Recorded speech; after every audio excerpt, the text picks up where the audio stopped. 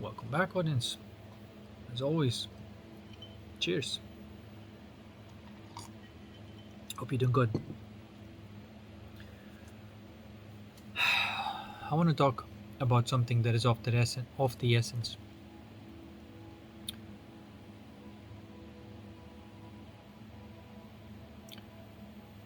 First of all, it is a type of game, life, I mean.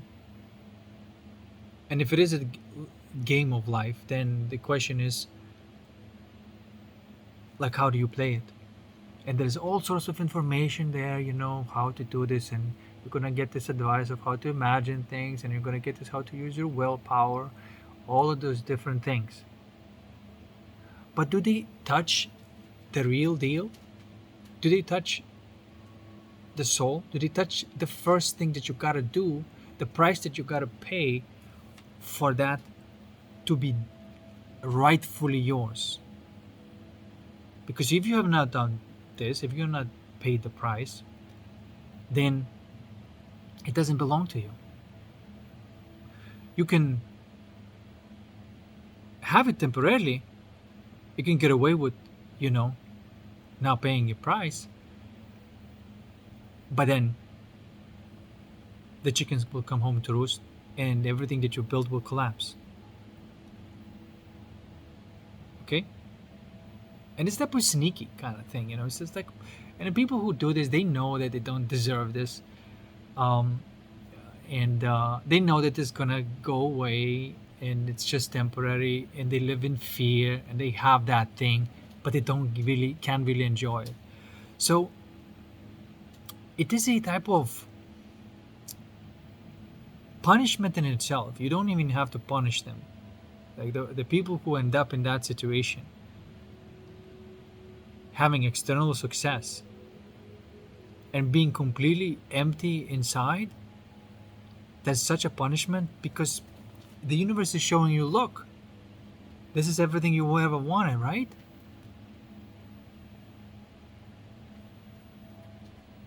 And you can't even enjoy it. So that's worse than not even having it.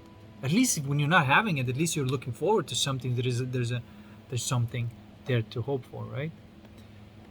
But when you arrive, quote unquote, and you see that it's all empty, then that's not a good feeling.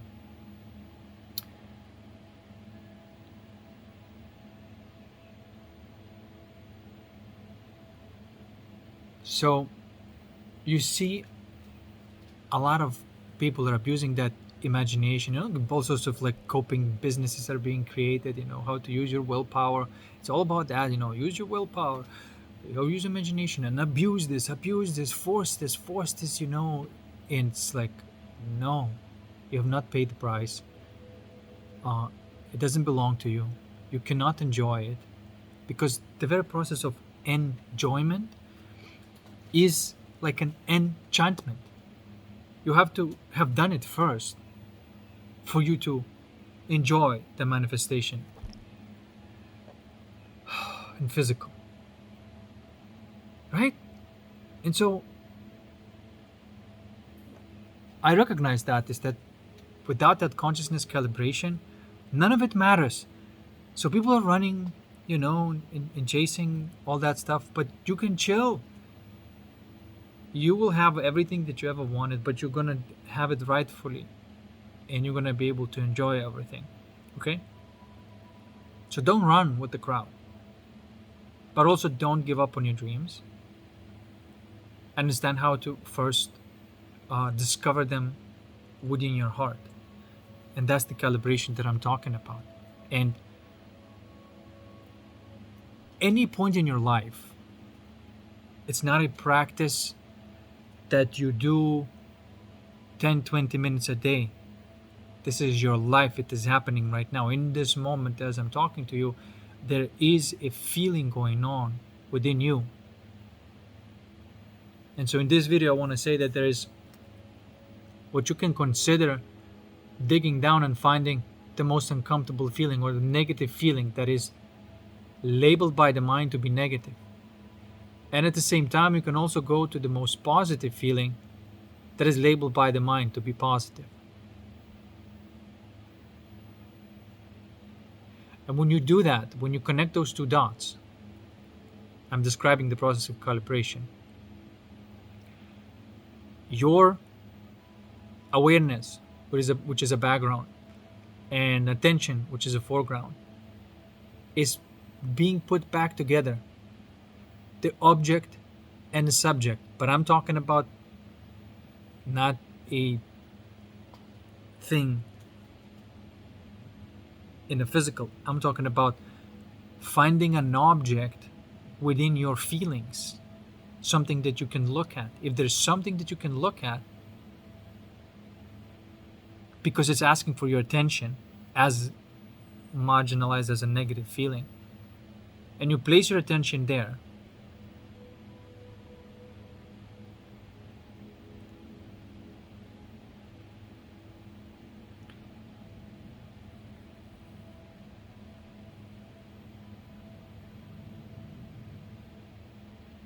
and bring your awareness there, and it is type of thing that it doesn't matter what kind of feeling it is, whether it's a pressure, a pain, confusion, you find it as a negative feeling, and then you can also look for the most positive feeling. So what you're doing, you are using this eyeball of your soul, which is two-sided. There's a back and the front. Back is black, front is white, or the light, the pure light, and the pure void. And you are calibrating and you're putting in exactly, you're turning this awareness, which is the void, on that most uncomfortable feeling, right? And then the light on the most positive.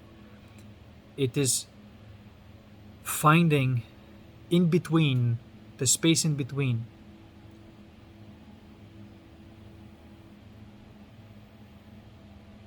Between you and not you. I know a lot of people talk about, oh, become nothing. Or others like, oh, just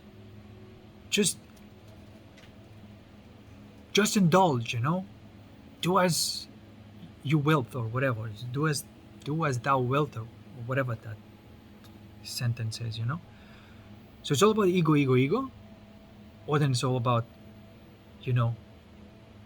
no ego, nothing. It doesn't work like that. Ego happens on both sides. When you are too much into the fire, that is going to be that type of narcissistic ego. When you watch too much into the water, that's going to be type of empathetic ego. Both are evil. They're not good. The society is labeling empath is good and narcissist is bad. They both are evil. Okay, because empath creates the narcissist. You understand? It because they are unselectively open, they are allowing the abuse to happen. It is that type of energy that is incorrect, the type of corrupt feminine and the corrupt masculine energies. And they happen because of no calibration in the heart.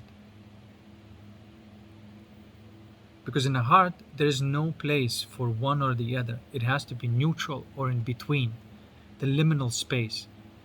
Why does it have to be so? Because mind is a world of temporality. Soul is a world of infinity. And soul must be completely infinite. It must not carry a single iota of time or memory, nothing. Because it already has all the possible memories it could possibly have. It already has the quanta. So it's about liminality. It's about being in between. And I'm saying this to you directly without any kind of bullshit, without telling you all sorts of beliefs and pacifying. I'm just saying that you gotta look at the most negative feeling that you can find within your heart, and then look at the most positive feeling and stay in between, and you'll find that they neutralize each other, and then you're gonna feel some form of peace or bliss. And that is in essence a calibration.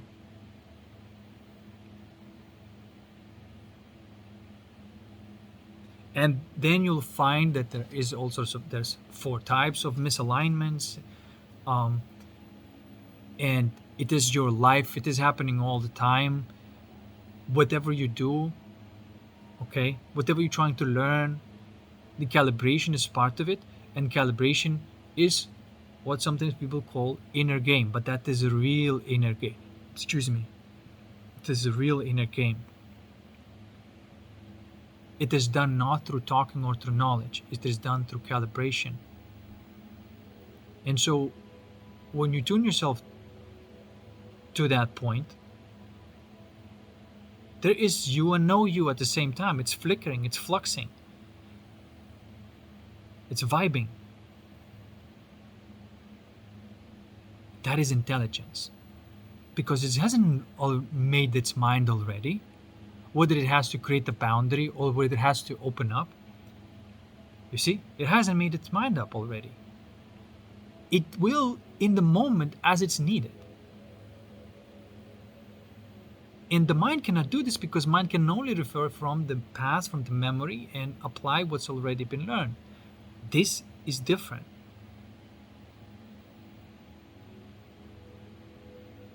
This is what's missing.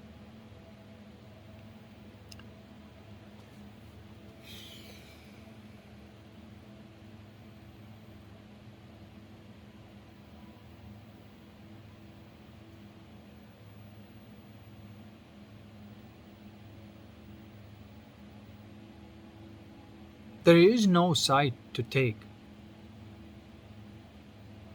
You see?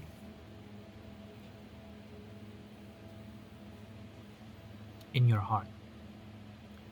Now,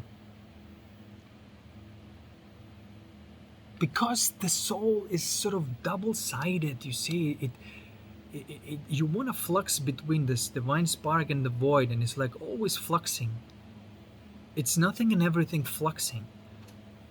I rarely hear people talk about this in between. I know two people on YouTube.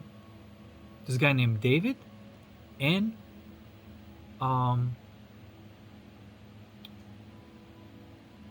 this guy named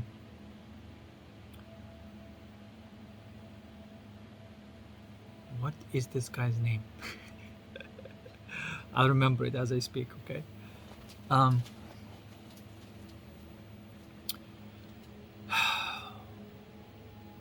So there's only two people that I see that they get the liminality.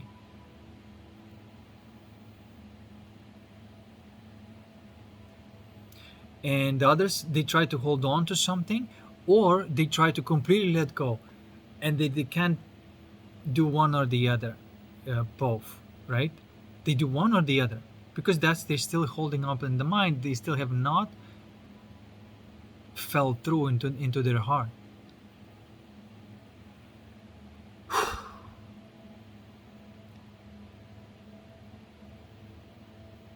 But when you do fall through into your heart, you're home.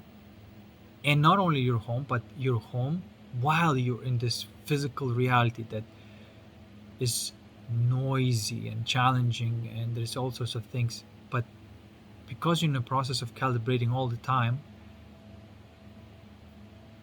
there's this seriousness is in the background of everything. Now, and anything that you want in life, first you connect those dots and you find it within your heart. Because anything you want in life is a type of joy and enjoyment. So first of all, you have to enjoy. You have to enchant that thing, right? Whatever you desire. If you desire a relationship that you know that it has a specific type of feelings, right? But you say like, I want to have a love and relationship, but you've never touched that feeling of real love, and it because you never left. If you never left the mind, because mind will always create a type of pleasure version of love. It won't be love, but you may think that it is love. You see. And it will never work out because it's based on the pleasure and temporality. True love is based on infinity, not temporality. the satisfaction and pleasure is based on temporality and is nothing bad. But when you have this infinite love, then these types of temporal loves, which is actually pleasures, and satisfactions, are not bad. They're legit. And so, that brings me to this principle of the heart, is bringing the background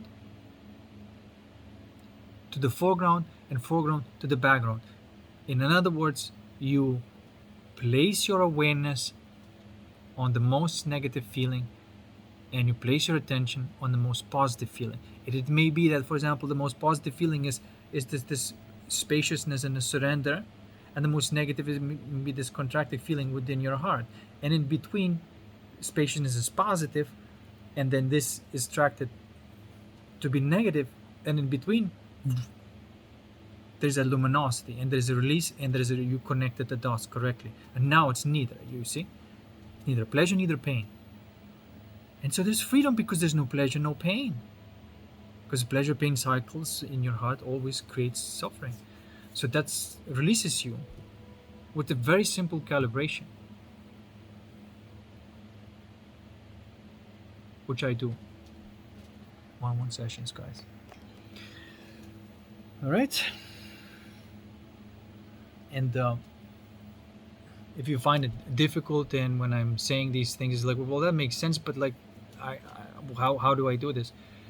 Then book a session, and I'll show you, because I'll be doing it with you.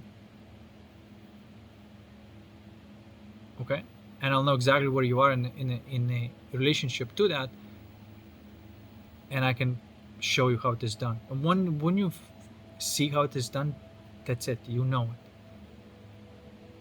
You're not my follower or anything like that. I mean, you may become my friend, but as you can see, there's no need. And so there's a type of ability or a skill to learn that is essential. Forget about all this other knowledge and anything like this. This calibration thing is essential. It's not a meditation, because meditation is always like you allocate specific time. This is life. You are living life. It's where you're placing your attention at all times. It's where you're placing your awareness, where you're placing your attention at all times. So when you start choosing those two capacities that you have, then the whole life takes a different color. Because now you're at least beginning to do this inner game about everything that you do. This is not a renunciation, because that's the problem, because people renunciate life, and then what? Then they become these freaking empaths, weaklings. I'm sorry to say that, but they are. They're not engaged in life. And their energy, this unselective openness, not being strong where they need to be, not having boundaries, not resisting when they need to resist, is what allows to be the other side of these psychopathic politicians that they go into power. So the more people are going to the spiritual retreats and retreating to, these comfy places, becoming soft and weak, and even their bodies are all fragile and everything, and you can just like blow a little bit stronger and they freaking takes off with the wind. What is this? This is not a human being. And on the other side, you have all of these maniacs who hungry for power and control and everything. So you have this narcissist archetype, and you have this empath archetype. That is evil.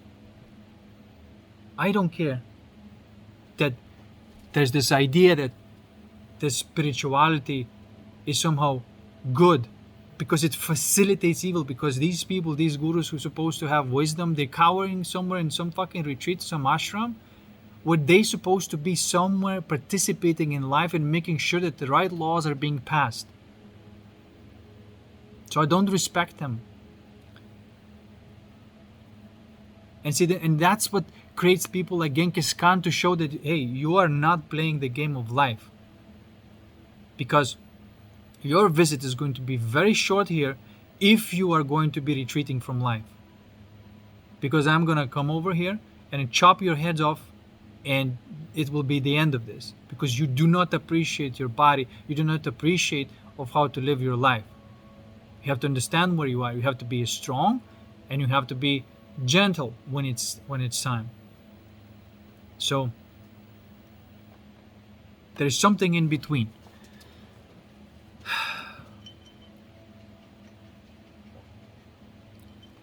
And indeed, when a person begins to calibrate their consciousness, it's not the same breed. It is This is why it alienates all the egos, these spiritualism egos, and these psychopathy power driven egos. Both of them are alienated. You will find no friends in either of the groups. Understand? Unless these people are going to be already ready to leave their spiritual retreats, and the people who are going to be done with abusing the system for their own gratification. And so these people are going to jail, right? And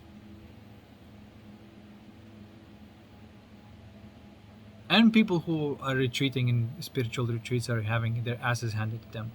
And I don't mean just retreat as a physical location. I mean in your consciousness. It's this cowardly space where you're just like, okay, I don't have to face life. I can just be here. I don't like confrontation, I'm just gonna be here. I'm just gonna be, using my magical powers or whatever, like, and I'm gonna see what I'm trying to say. It's toxic as shit.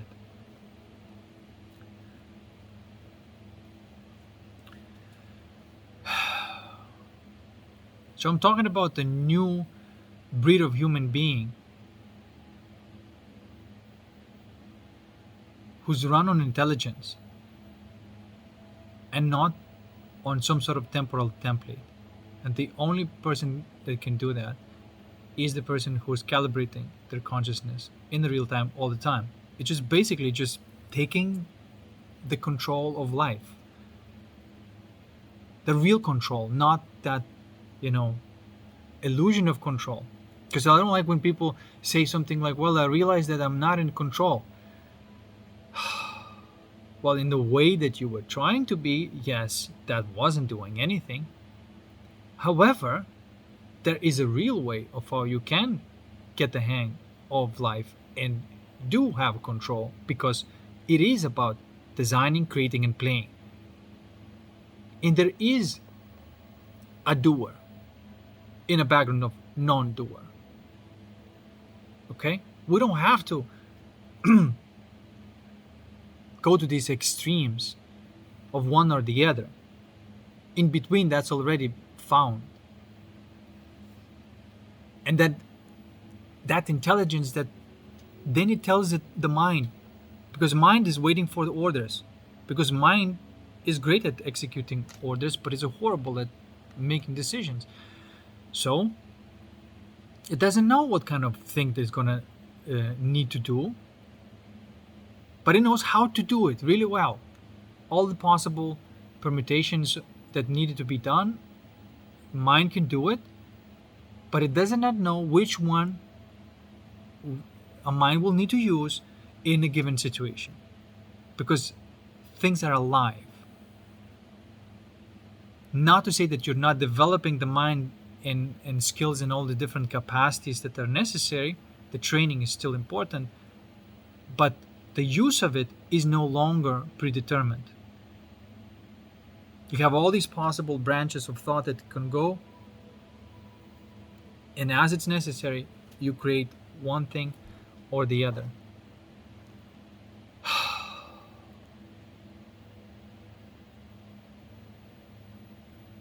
So your decision is coming from this mystery box.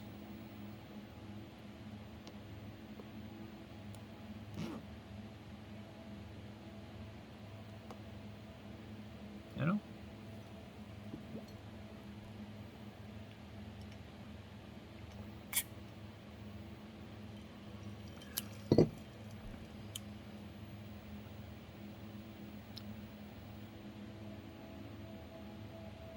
And mind settles in too. Mind settles in and accepts this as an authority.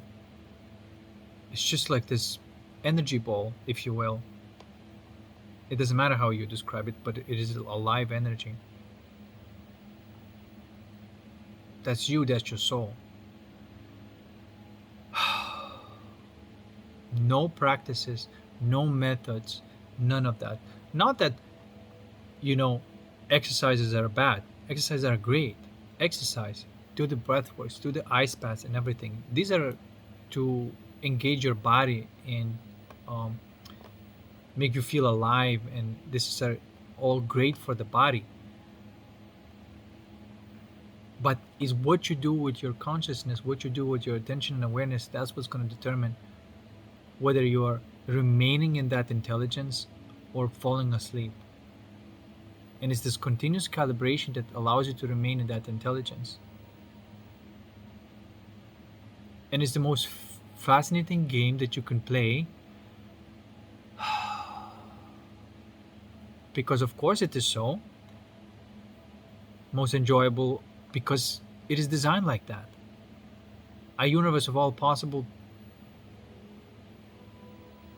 versions of the reality or consciousness, it would not create something that is not the best thing ever. So this calibration is the best thing ever, the most thing ever, you know. So you never stop because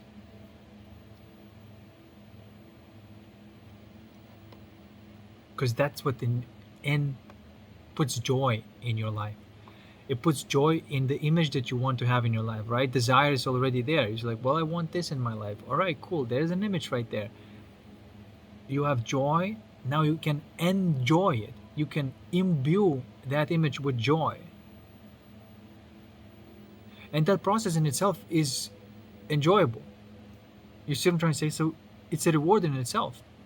But what happened is you have discovered this, what I call the lux. The I just want to say something here. It's a type of luminosity. That's why I call it lux, because I think that's how luminosity is measured, if I'm not mistaken. But again, any kind of word that describes it well will do. But there's another type of, this is not the end. When you discover that luminosity, this is the beginning. Now that you have that luminosity, you can use that luminosity to imbue your images of the mind that you want to have in your life. Those desires are already there. Now you can enjoy them, because the secret is about enjoying imagination. Okay, you put the joy in it, and then when it comes in your physical life, you derive a lot of pleasure from it, because you imbue the enjoyment in it. Does that make sense? Because you are connecting the dots externally now. Okay, because you connected the dots internally, and now through all of this game, you're playing this external game, the outer game, and you're connecting the dots externally. That's what you really want to do. It is about connecting the dots. But because you have the dot connected within your soul, this is rightfully yours. Not that you don't have to do anything. You still have to do stuff, and you have to imagine things, and you have to create things. But why would you not want to do it when it's the most enjoyable thing that you could do? So this idea that like you just discovered this intelligence and you just sit in it all day, it's not real. You discovered it because now you can create the dreams that will work and will be enjoyable and will be never-ending enjoyment. Temporality will be enjoyment, or amazing if you have infinity. Both, you need both. Because infinity without temporality, what is it? It's just the best feeling ever in the world. But so what? You say you want to use this to create something. And so you play that separation game in the mind, and you come into the like mind or body, and you're just like, well, it's not here, right? The desire is here, but the thing that I want is not here. Okay, great, you have a desire, that's amazing, but you also have already the appreciation of that, because you already have the feeling and you already have the image of it, and so you can enjoy it already. And the things that you gotta do, that's the use of willpower. You're gonna have to do it. That's how things come in. Things don't come in just because you abuse your willpower. If they come in, they come in broken. Things don't come in because you abuse your imagination. If they come in, they come in broken. And life is not happening if you discover this intelligence within your heart and do nothing about it and retreat from life. So everything must be used in concert for you to fully appreciate life.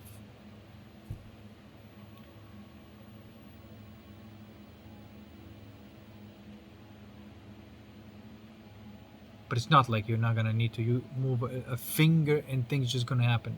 Of course not. You may need to have a skill that you have to develop. You're going to have to use will to get that thing that you want, whatever that dream is, right? But whenever it is happening in the physical life, when it's coming into fruition, you worked on it, man. You've discovered the feeling of it. You dove through the astral worlds to discover your dream, and then you just developed a skill and use your willpower and drove yourself to completion of that thing. And then when it comes, then it's the most enjoyable and pleasurable at the same time. So the inner connection and the outer connection, I call it the lux, and the outer, the louche. The lux and the louche. And the louche is something that Robert Monroe has been talking about a lot, and other people caught on to this, but almost everybody misunderstood of what it means. And they had this idea that it's a louche farm and somebody's gathering louche and stuff like that. And it can be because it's pleasure. Louche is pleasure. And if somebody needs to compensate for the darkness in their heart with the external pleasure, which is usually very dark and abusive shit, because people derive pleasure from more and more nasty things, given the fact that they're really dark in their heart, you see. And so yes, they are becoming these louche farmers, the vampires, right? At the cost of someone's soul energy. So see, these empaths who give away their energy because they're openly, unselectively open and this empathetic to people they're not supposed to be, they're draining soul energy and giving away to these vampires. So do you see how they contribute to evil? Again, I really want this to be recognized. I really want this not to be any kind of place to escape. And I really want the light to be shined onto these empaths who give away the soul energy to this narcissist and then blame them for it. It doesn't work like that. This life teaches you right boundaries. Even if there's a person that you love, it doesn't matter. If something that is from your heart comes, that is a right boundary, it must be said. Look at what Cesar Millan is doing, with dog owners, actually, because he trains dog owners and a little bit dogs too, of course. Look at what he's doing. He's disciplining it. It is better for the dog, because if he's not going to discipline, the dog is not going to live. The dog is going to be locked up or put down. So there's a type of compassion that he's approaching everything with.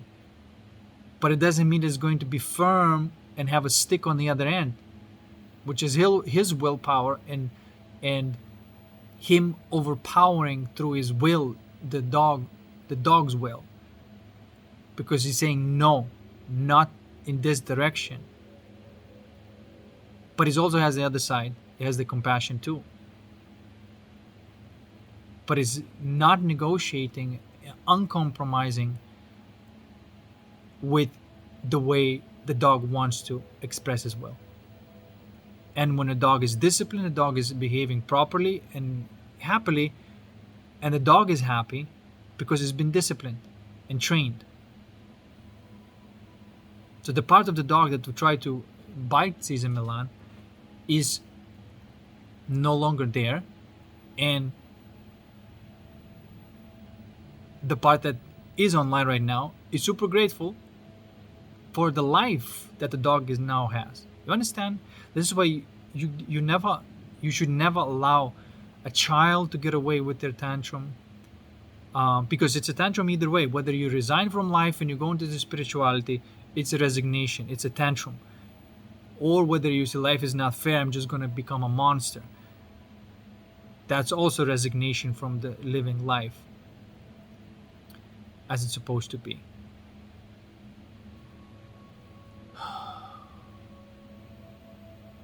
So as you can see, the answer is we need balanced people, and balanced people don't happen in the mind. The balanced people happen in the heart.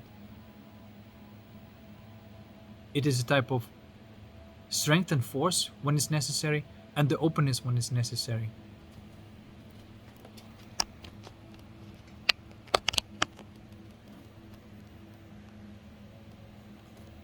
And I know that people don't like when I call them out on this empathetic bullshit, and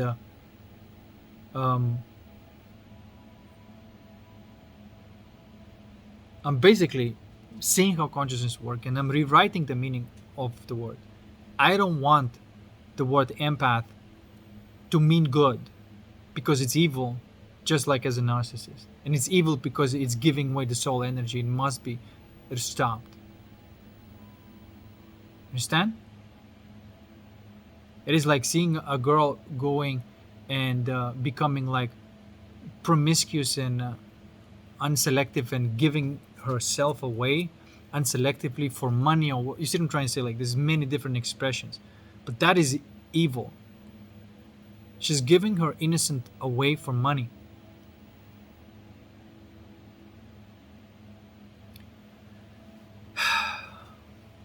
And fueling this other side, like giving the money to the owners of these websites, and the pimps now take different shapes and forms, right? So I consider both sides evil. The knowledge of good and evil. The real understanding is the knowledge of evil and evil. Now this type of knowledge will realize you that okay, you can't go this way, you can't go that way, and you're gonna have to find another way, and that's when you will find a way through your heart.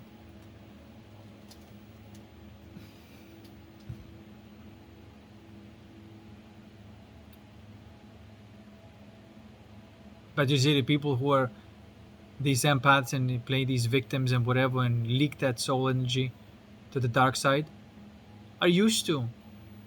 Oh my god, I'm such a... Okay.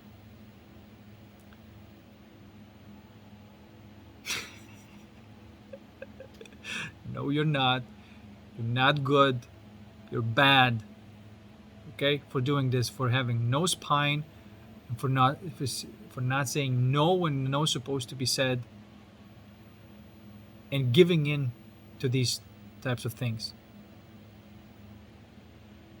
I mean, it takes one, like, look, it takes once to try it, to see what it is, and not do it again. If you have consciousness, right? Like, if you have any kind of compass, you will see, like, oh, fuck, it gotta be the other way. This is not it. This is not it. And you're gonna look for another way. That way is quite elusive, as right here. It's always been here, with a little bit of calibration. Not another escape in some sort of another knowledge or another retreat or another abuse of power.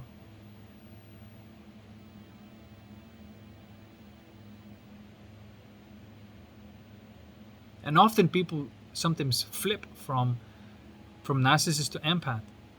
You can see that. They do whatever it takes to like enslave the energy of the soul. That's how they're driven. Either to being an empath and just leaking that fucking energy, or being a narcissist and, you know, because there's a relief in both, right? The abuser and abused. If abuse just submits and gives up, then there's a bit of a relief there. It's a very toxic relief, but it's there. If abuser gets to abuse somebody who's accepting the abuse, then he gets the relief. But there's no actual progression of consciousness in the both of these cases. Okay. Back to this principle again. And in the future videos, I'll talk about the use of the I, or that sun of the mind, and the use of the I, or that sun of the body. Because you have three: you have soul, you have mind, and the body. Soul is infinite, mind is temporal, and body is temporal. And they kind of work together, and they have each own functions.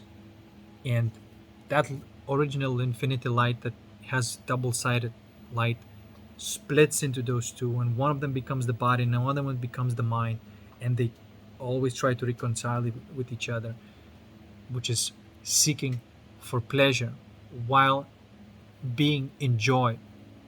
That is life. You want to accumulate lux, and that will give you the right to accumulate, or gather lush, legitimate. You pay the price to this calibration, and you then legitimately get that. No one's going to take away from you. It is solid, it is real. You're going to feel it is yours, while you rightfully earned. Not that you're going to take it, enjoy this pleasure, and go, oh fuck, someone's going to take it away from me, or it's not going to be here. No. This is going to be legit and solid enjoyment of pleasure. It will come and go. You're going to go and say, okay, what's next? Oh, this one. This will give me pleasure. And then you go for that. Pay the price. Inner game. Drive to the completion. Outer game. Learn skills, all sorts of things. And this is the real process. This is the principle that I want to communicate. And I explain exactly how to do it with your feelings, to find that in-betweenness. And then look for these gems outside your desires. They must be completed, they must be fulfilled, and collect these lush points, because that's why you do everything, right?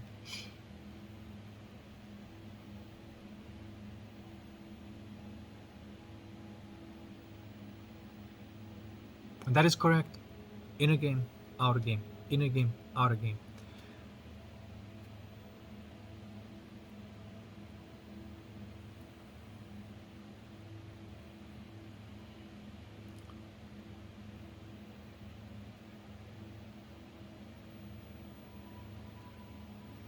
Okay, well then that's it. There's nowhere to escape, right? It is happening right now. You're here to fulfill your desires. You're connecting the dots in your heart. And then look out and connect the dots outside, right? Because if you do this, the pleasure is not going to darken your soul.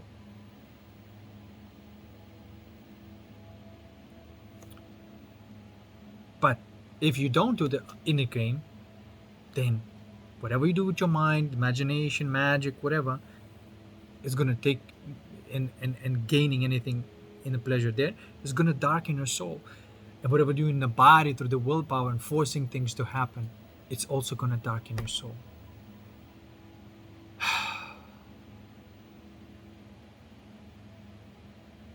But you can always, you earn the loosh by paying it with Lux, and then it is rightfully yours without any kind of penalty.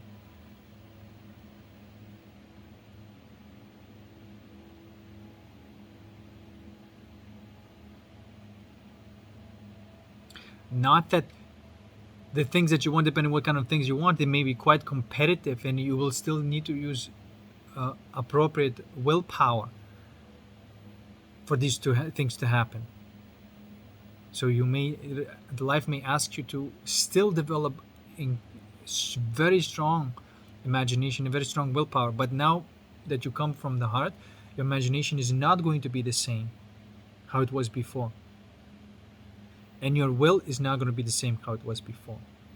It is not going to be friction based, but it's going to be quite tempered. And I'm just going to talk about this in the future videos about how to use that eye of the mind and eye of the body.